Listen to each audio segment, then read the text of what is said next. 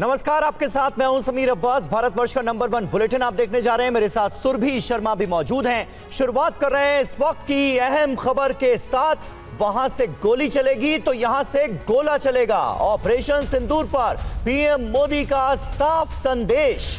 JD Vance से बातचीत में प्रधानमंत्री ने कहा, अगर पाकिस्तान कुछ करता है तो उसे करारा जवाब मिलेगा। पाकिस्तान ने 26 ठिकानों पर हमला किया, जिसके बाद भारत ने करारा जवाब दिया। ऑपरेशन सिंदूर को लेकर प्रधानमंत्री नरेंद्र मोदी ने साफ निर्देश दिया है कि अगर वहां से गोली चलेगी तो यहां से गोला चलेगा। सेना के सूत्रों से एक और बड़ी खबर है। ऑपरेशन सिंदूर अभी खत्म नहीं। अगर वो फायर करेंगे तो हम भी करेंगे, अगर वो हमला करेंगे तो हम भी करेंगे।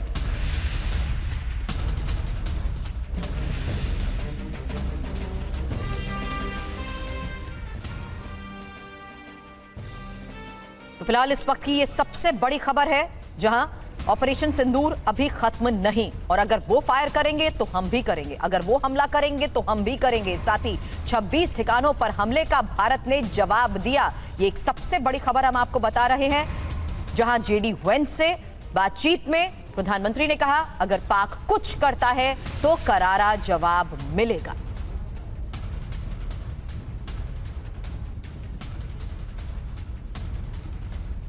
और दिल्ली से हमारे सहयोगी आनंद प्रकाश पांडे इस वक्त हमें ज्वाइन कर चुके हैं। और आनंद, पीएम का ये साफ संदेश, क्योंकि एक संदेश पहले गया था जब बात फ्री हैंड की कही गई थी कुछ दिन पहले, और अब एक और साफ संदेश जिसमें साफ कह दिया गया है कि अगर कुछ भी हुआ तो भीषण जवाब मिलेगा। बिल्कुल, प्रधानमंत्री ने जो सेना के वरिष्ठ अधिकारियों के साथ बैठक की थी, उसी में उन्होंने कह दिया था कि अगर वहां से गोली आती है तो आप यहां से गोला चलाइए। यानी कि अगर पाकिस्तान कोई भी हरकत करता है तो उसका और आक्रामक तरीके से जवाब आपको देना है। और हमारी सेनाओं ने वही किया। जिस तरह से 7 तारीख को और फिर 9 तारीख की सुबह हमारी सेना ने जो पाकिस्तान के ठिकानों पर जवाबी कार्रवाई की, और उसका ये नतीजा है कि जो प्रधानमंत्री नरेंद्र मोदी ने उनको जो निर्देश दिया था और जो उनको फ्री हैंड दिया था, और साथ ही साथ जो हमने अटैक किया 7 तारीख की बात करें या फिर 9 तारीख की बात करें, हमारी सेनाएं हर राउंड में पाकिस्तान पर भारी पड़ी। और यही वजह है कि पाकिस्तान को मजबूर होकर अपने डीजीएमओ के जरिए भारत के डीजीएमओ से बात करनी पड़ी, और फिर सीज फायर के लिए उनको मजबूर होना पड़ा। क्योंकि जब पाकिस्तान को लगा कि वो हर राउंड में पीछे छूट रहे हैं, उनको ज़्यादा नुकसान हो रहा है, यहाँ तक कि भारत की जो सेना है वहाँ पर उनके एयर डिफेंस को नाकाम कर दिया था। और हमारी जो मौजूदगी बहावलपुर मुरीद के तक हमारी सेना ने अपनी मौजूदगी दिखा दी थी। तो उनको लगा कि अब बहुत हो गया, अब उनको लगा कि अब बातचीत करना ही जरूरी होगा। फिर उन्होंने अपने डीजीएमओ के जरिए ये बातचीत की, और जिसके बाद सीज फायर हुआ। हालांकि पाकिस्तान ने सीज फायर के बाद भी कल रात हिमाकत की थी, जिसका हमारी सेना ने और बीएसएफ ने जवाब दिया था। और एक बार फिर से सेनाओं को निर्देश यही है, जो आज दिन में बैठक हुई प्रधानमंत्री निवास पर, सेनाओं को यही निर्देश है कि अगर वहाँ से कोई भी कार्रवाई होती है तो आप उसकी जवाबी कार्रवाई करिए, और उनसे ज़्यादा आक्रामक होकर ज़्यादा स्ट्रॉन्ग तरीके से उसका जवाब दीजिए। बहुत शुक्रिया आनंद, आपका इस ताज़ा जानकारी और अपडेट के लिए। और इस बार बहुत करारा सबक पाकिस्तान को सिखाया गया है। न सिर्फ आतंक के अड्डों को तहस नहस किया गया है, बर्बाद किया गया है, बल्कि पाकिस्तान की सेना के जो बेसेस थे उन पर भी अटैक करके यह बता दिया गया है कि आतंकवाद का साथ देने की सजा भी भुगतनी पड़ेगी अब पाकिस्तान को। और आर्मी चीफ ने कमांडर्स को खुली छूट दी है, किसी भी हमले का जवाब देने की छूट दी गई है। 10 मई का समझौता तोड़ने पर जवाब देने की छूट है। पश्चिमी सीमा के कमांडर्स के साथ बैठक में आर्मी चीफ ने ये निर्देश जारी किए हैं।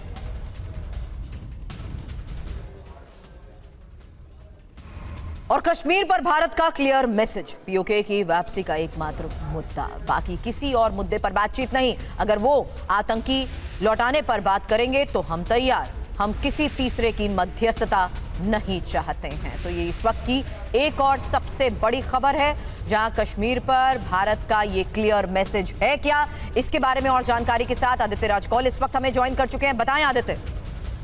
ये बहुत बड़ी खबर आ रही है कि भारत का स्टैंड बहुत ही ज्यादा क्लियर है, और सबको ये बताया भी जा रहा है कि भारत बातचीत के लिए बिल्कुल तैयार नहीं है पाकिस्तान के साथ। और जो खून की होली यहाँ पर खेलते हैं, बार बार आतंकवादी हमले करते हैं, ऐसे वक्त में भारत जो है पाकिस्तान के साथ बातचीत नहीं करेगा। सिर्फ एक ही मुद्दा बचा हुआ है और वो मुद्दा ये है कि जो पाकिस्तान ऑक्युपाइड कश्मीर है उसको वापस कब सौंपा जाए हिंदुस्तान को। तो ये एक बहुत बड़ी खबर है, बहुत ही स्पष्ट रूप से जो है भारत सरकार की जो है पॉलिसी है कि हम बिल्कुल पाकिस्तान के साथ बातचीत नहीं करेंगे। कल जब मार्को रूबियो के साथ भी बातचीत हुई, जयशंकर जी की या जेडी वैंस के साथ बातचीत हुई, तब अमेरिका को, सऊदी को और बहुत सारे देशों को ये स्पष्ट रूप से बता दिया गया कि अगर आतंकवादी हमला फिर से होता है भारत में तो एक कड़ा जो है जवाब दिया जाएगा, वो as an act of war माना जाएगा। और एक ही मुद्दा हमारा बचा हुआ है, वो है पाकिस्तान ऑक्युपाइड कश्मीर। उसके अलावा हम किसी चीज पे बातचीत करने को तैयार नहीं है।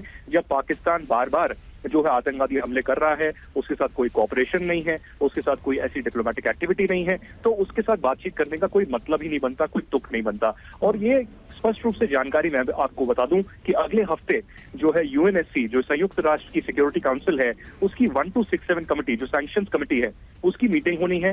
वहां भारत सरकार के नुमाइंदे जाएंगे और बहुत सारे दस्तावेज, जो पहलगाम आतंकवादी हमला है उसको लेके वो दस्तावेज, एविडेंस जो है टीआरएफ के खिलाफ, लश्कर ए तोयबा का जो प्रमुख है टीआरएफ, उसके खिलाफ सैंक्शन लगाने के लिए वहां पर जो है एक गुहार लगाएंगे, एविडेंसेस प्रेजेंट करेंगे। बहुत शुक्रिया आदित्य राजकौल आपका हमारे साथ जुड़ने के लिए और ये अहम जानकारी हम तक पहुंचाने के लिए। किसी भी तीसरे देश की मध्यस्थता नहीं चाहते, ये भारत की तरफ से क्लियर कर दिया गया है। और अगर पाकिस्तान से बात होगी तो सिर्फ और सिर्फ पीओके पर बातचीत होगी, ये स्टैंड एक बार फिर क्लियर किया गया है। वहीं 7 मई की स्ट्राइक में जैश को भारी नुकसान की खबर है। सबसे ज्यादा बहावलपुर में जैश के हेडक्वार्टर को नुकसान हुआ। हमले में शक्तिशाली हथियारों का इस्तेमाल किया गया।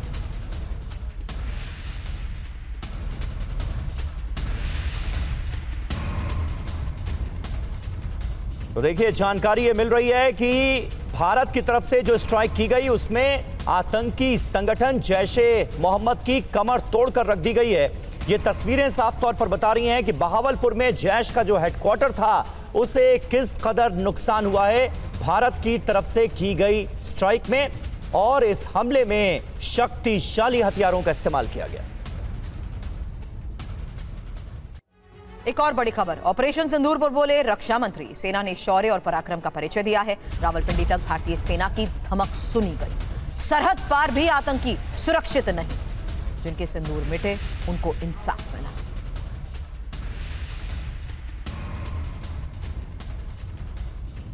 संगठनों ने भारत माता के मस्तक पर हमला करके कई परिवारों के सिंदूर मिटाए थे।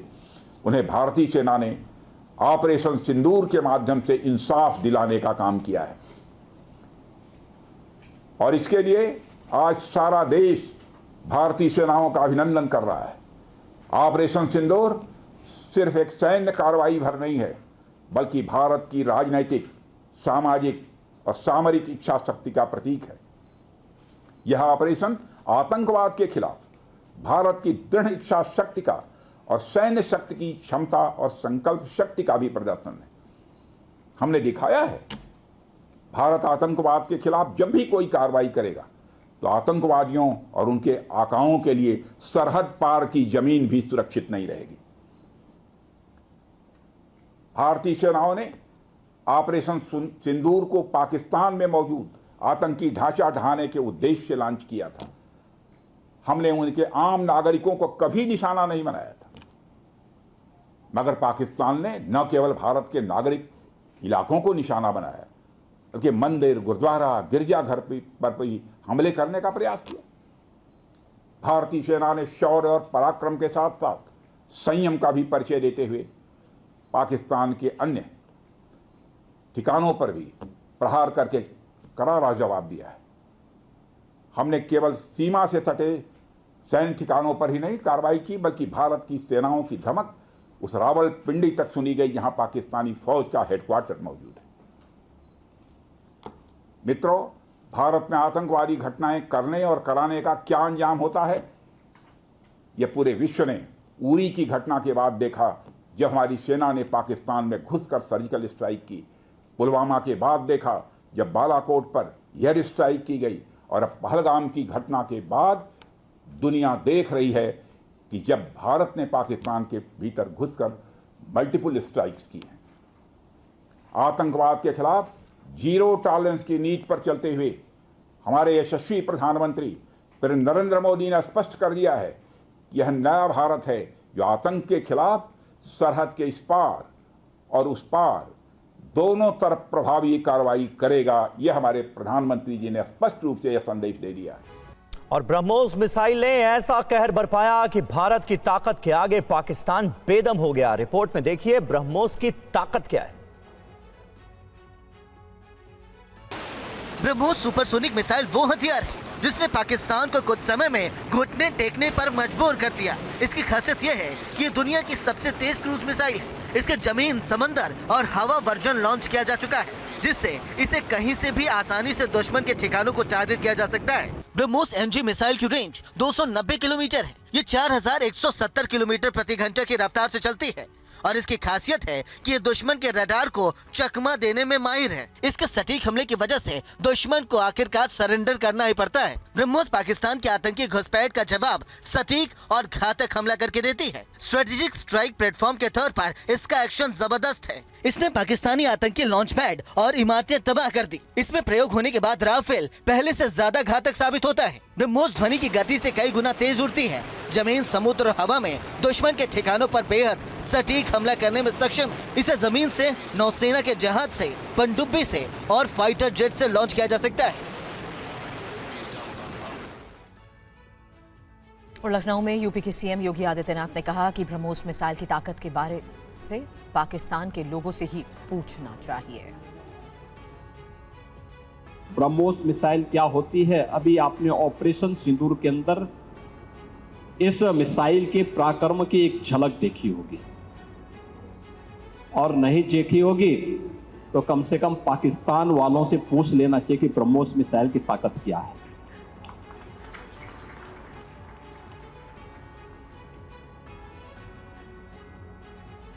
आतंकवाद के प्रति प्रधानमंत्री जी ने घोषणा की है कि कोई भी आतंकी घटना अब युद्ध जैसा होगा। और याद करना, आतंकवाद को जब तक हम पूरी तरह कुचलेंगे नहीं, तब तक समस्या का समाधान होगा भी नहीं। अब समय आ गया है जब इसको कुचलने के लिए हम सबको एक स्वर से प्रधानमंत्री मोदी जी के नेतृत्व में पूरे भारत को, पूरे उत्तर प्रदेश को मिलकर के इस अभियान के साथ जुटना होगा। अमेरिकी राष्ट्रपति डोनाल्ड ट्रंप ने कहा है कि भारत पाकिस्तान के बीच सीज फायर से उन्हें खुशी है, क्योंकि अगर युद्ध होता तो लाखों बेगुनाह मारे जाते। भारत और पाकिस्तान के बीच सीजफायर समझौते को लेकर अमेरिकी राष्ट्रपति डोनाल्ड ट्रंप का नया बयान सामने आया है। राष्ट्रपति ट्रंप ने सोशल मीडिया के जरिए कहा है कि मुझे खुशी है कि दोनों देशों की आपसी सहमति से समझौता किया है। ट्रंप ने कहा, भारत के साहसी नेतृत्व ने युद्ध को टाल दिया है और सीज फायर करने का ऐतिहासिक फैसला लिया है। ट्रंप के मुताबिक भारतीय नेतृत्व ने समझदारी दिखाई है और मुझे भारत के मजबूत नेतृत्व पर गर्व है, क्योंकि अगर जंग होती तो लाखों बेगुनाह लोग मारे जाते। कई दशक के बाद कश्मीर मुद्दे का समाधान हो सकता है। इससे पहले अमेरिकी राष्ट्रपति ट्रंप ने कल शाम को दोनों देशों के बीच सीज फायर का दावा किया था। इसके बाद पाकिस्तानी विदेश मंत्री और भारत के विदेश सचिव ने इसे लेकर आधिकारिक ऐलान किया। भारत सीज फायर को लेकर कह चुका है कि ये दोनों देशों के बीच हुआ है। सीज फायर को लेकर पाकिस्तान के DGMO का कॉल आया था। इसके बाद ही बात आगे बढ़ी और सीज फायर तक पहुँची। भारत ने पहलगाम हमले का बदला लेते हुए पाक में मौजूद कई आतंकी ठिकानों पर एयर स्ट्राइक की थी। उस समय भी ट्रंप ने भारत के साथ होने की बात कही थी।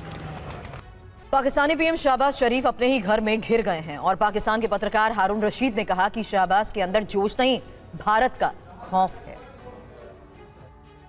यह है पाकिस्तानी पत्रकार हारून, जो अपनी सरकार की हकीकत बयां कर रहे हैं।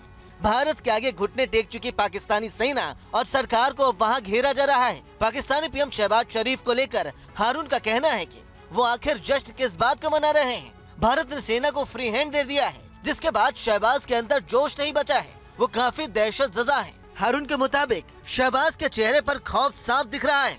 भारत की ओर से किए गए ऑपरेशन सिंदूर के जरिए आतंकवाद के खिलाफ की गई सख्त कार्रवाई ने पाकिस्तान की सत्ता को झकझोर दिया है। इसके बाद सवाल उठने लगे हैं कि क्या शहबाज शरीफ इस आंतरिक राजनीतिक संकट से निकल पाएंगे या फिर पाकिस्तान में सत्ता का एक और बड़ा उलटफेर होने वाला है।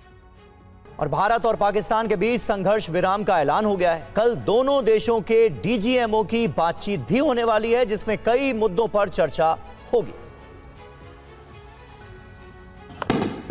भारत पाकिस्तान के बीच फायरिंग और मिलिट्री एक्शन रोकने की सहमति के बाद कल दोनों देशों के director general of military operation यानी डीजीएमओ की बातचीत होगी, जिसमें ताज़ा हालात और सीजफायर को लेकर चर्चा की जाएगी।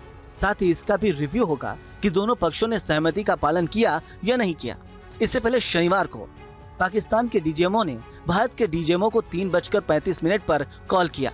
बातचीत में यह सहमति बनी कि दोनों पक्ष सभी फायरिंग और मिलिट्री एक्शन को रोक देंगे। इस बातचीत से तय हुआ कि 12 मई को फिर दोपहर 12 बजे बातचीत होगी।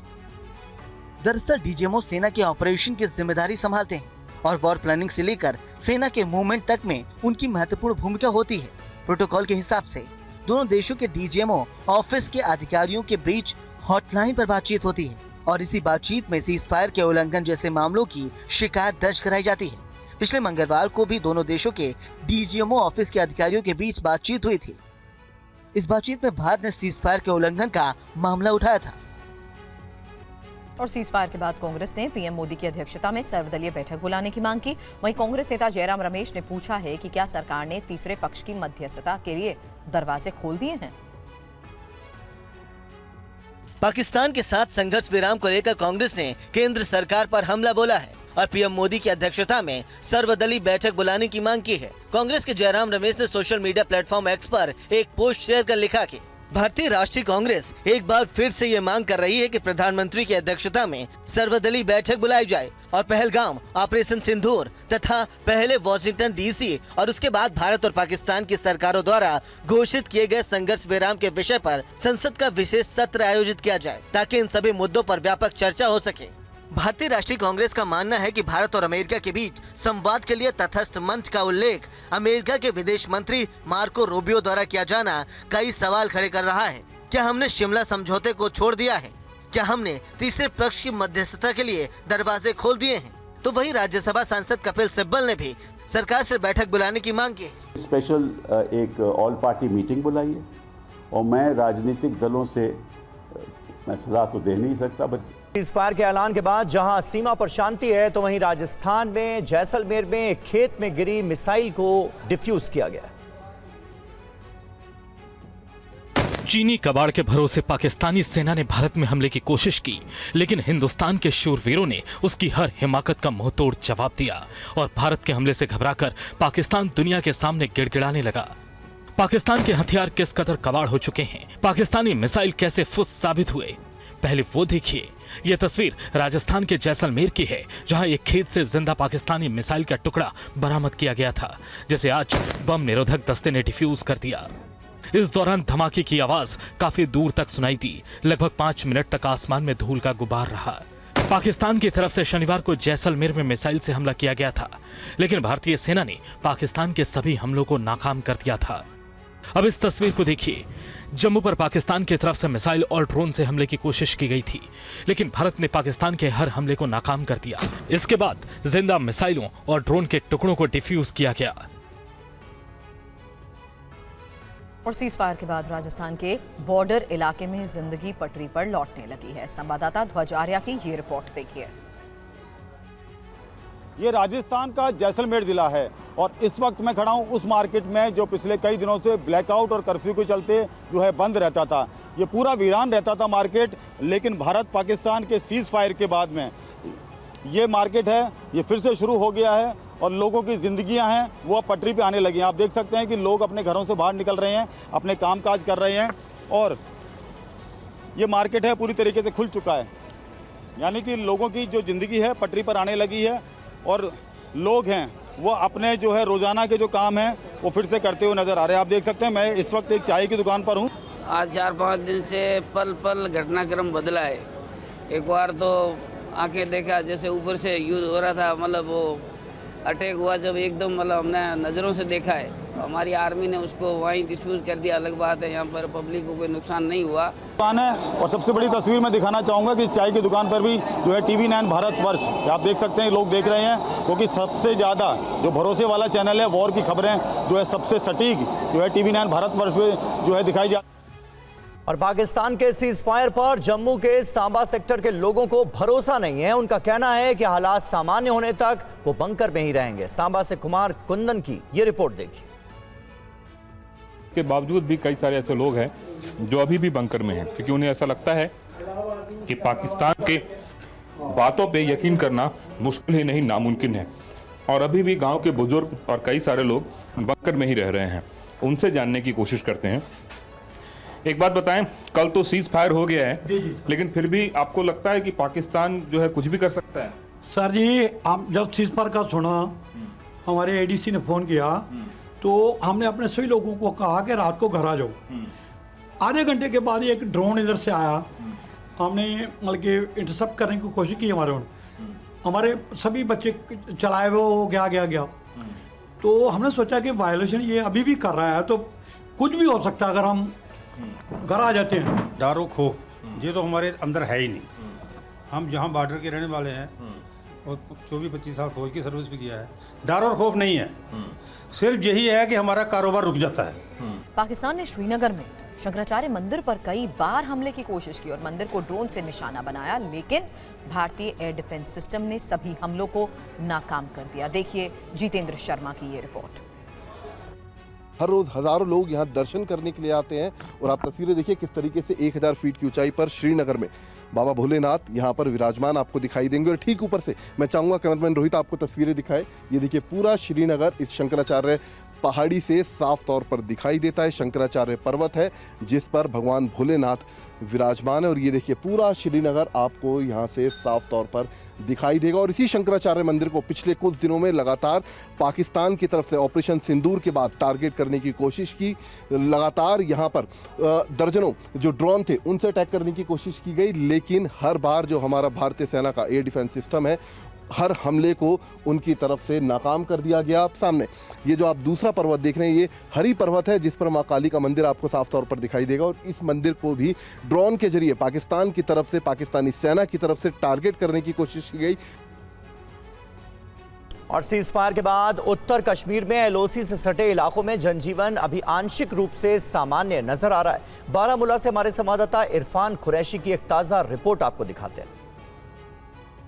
जिस तरह इस समय हम बारामूला ज़िले में मौजूद है और ये ज़िला जो है उड़ी से सटी वाले जो इलाके हैं वहाँ पड़ता है। और आप देख सकते हैं ये तमाम जो इलाके हैं यहाँ पर अभी भी मुकम्मल तौर पर जो आम जिंदगी है वो मामूल पर नहीं आई है, क्योंकि लाइन ऑफ कंट्रोल के इलाकों में अभी भी लोगों को खदशा है कि पाकिस्तान कोई गतिविधि कर सकता है, क्योंकि मैसिव शेलिंग जो है इन इलाकों में बीते दिनों में देखी गई है।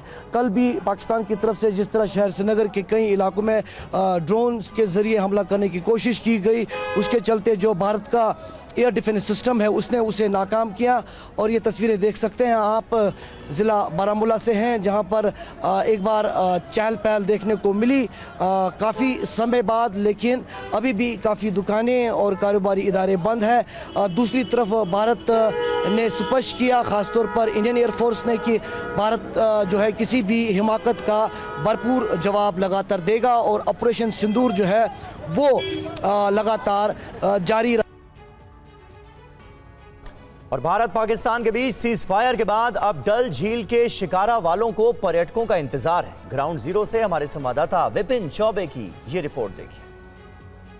हमारी मौजूदगी इस वक्त कश्मीर के श्रीनगर शहर के डल झील के ठीक बाहर है, जो पिछले कई दिनों से सूना पड़ा था। अब धीरे धीरे इन तमाम शिकारा वालों को, बोट हाउसेस को, इस शहर को इंतजार है कि टूरिस्ट एक बार फिर से इस शहर में वापस आए। हालांकि कल देर शाम जिस तरह से सीज फायर का ऐलान, लेकिन उसके बाद सीज फायर का वायलेशन पाकिस्तान की तरफ से हुआ है, उसके बाद से थोड़ी टेंशन बनी हुई है। हालांकि अब धीरे धीरे जो कश्मीरी लोग हैं, स्थानीय लोग हैं, जो कल तक घरों से बाहर निकलना, स्पेशली शाम के वक्त नहीं निकलना चाहते थे, वो अब धीरे धीरे बाहर भी निकल रहे हैं। रविवार का दिन है, थोड़ी सी रौनक लौट रही है और लोगों को यह भरोसा है कि शायद ये सीज फायर का पालन अगर पाकिस्तान की तरफ से किया जाए, कल की डीजीएमओस की जो बैठक है उसमें कुछ सार निकले, तो शायद एक बार फिर से टूरिज्म यहां पर वापस लौटेगा। एयरपोर्ट्स खुलेंगे, रेलवे स्टेशन खुलेंगे और रूट जब खुल जाएगा तो टूरिस्ट वापस आएंगे। हम आपको डल झील के बाहर का नजारा दिखा रहे हैं। ये तमाम शॉप्स, होटल्स और ये रोड आगे तक गुपकार रोड की तरफ जाती है। और भारत पाकिस्तान के बीच सीज फायर समझौते के बाद श्रीनगर में हालात सामान्य दिख रहे हैं। बाजारों में लोग शॉपिंग करते हुए भी नजर आए हैं। महराज अहमद की ये रिपोर्ट देखिए।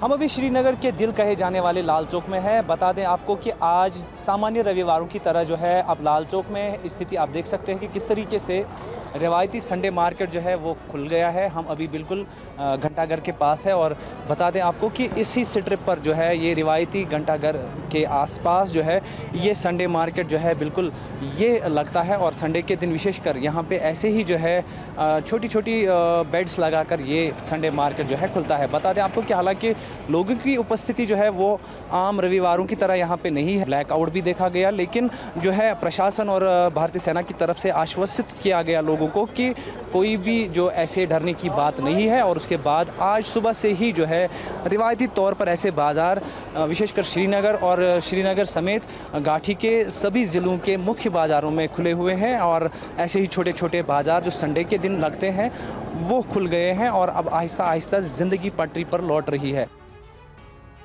और इस वक्त एक अहम खबर आ रही है। जेपी नड्डा के घर पहुंचे हैं गृह मंत्री अमित शाह। कई और वरिष्ठ मंत्री भी जेपी नड्डा के घर पहुंचे हैं। ऑपरेशन सिंदूर पर पार्टी की रणनीति पर चर्चा संभव है। बीजेपी अध्यक्ष जेपी नड्डा के घर पहुंचे हैं गृह मंत्री अमित शाह। इसके अलावा दूसरे राजनीतिक मुद्दों पर भी इस मीटिंग में हो सकती है चर्चा, ये खबर आ रही है।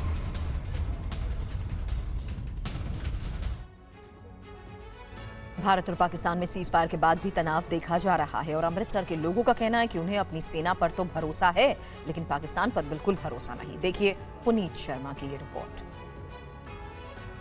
उसके बाद शांति रही। सीज फायर के चलते अब जो बॉर्डर के इलाके हैं वहां पर पूरी तरीके से शांति हो चुकी है और जो जिंदगी है वो एक बार फिर पटरी पर लौट रही है। इस वक्त मैं अमृतसर में खड़ा हूं, गोल्डन टेंपल के बाहर खड़ा हूं। अमृतसर में 7 मई के बाद से ही हालात तनावपूर्ण थे।